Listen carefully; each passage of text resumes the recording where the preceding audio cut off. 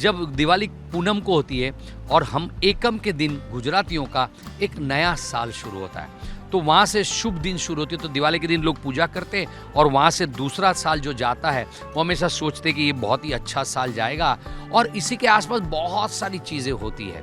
तो हमारे लिए, गुजरातियों के लिए, हमारा नया साल है, और ये नए साल के लिए हम दिवाली और नया साल, उसके बाद भाव बीज, भाई बीज जो मराठी में भाव बीज होता है, हमारे में भाई बीज होता है, तो बहन भाई का रिश्ता। तो 3-4 दिन हमारे बड़े बहुत फेस्टिव होते हैं। हमारे में तो जो मैं फॉलो करता हूँ, वो तो 14 को भी रूप 14 बोलते हैं, तो वो भी हमारे लिए उत्सव होता है।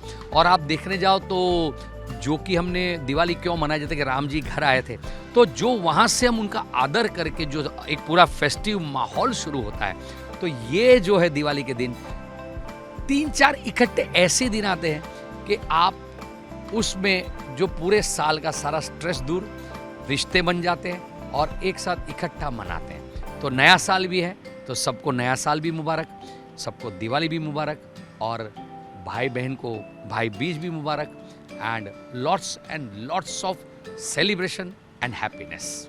दिवाली के नाम से तो सबसे पहले बचपन याद आता है। मुझे तो बहुत सारी चीज़ें याद आती है।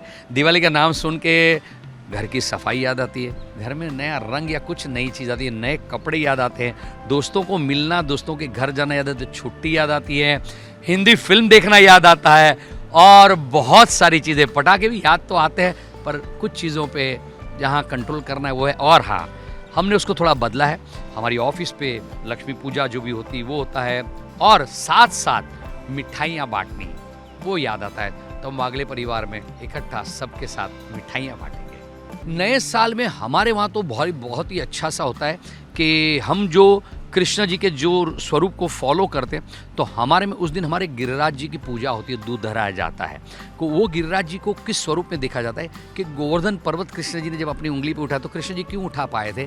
क्योंकि वो गोवर्धन ने अपने भगवान के लिए अपना वजन एकदम पर्वत होता है, उसका वजन ही न लगे हल्का कर दिया था। तो जो संबंध है भक्त का कृष्ण के साथ, भक्त और भगवान का, तो वो हमारे लिए कि भगवान के लिए हम भक्त को उस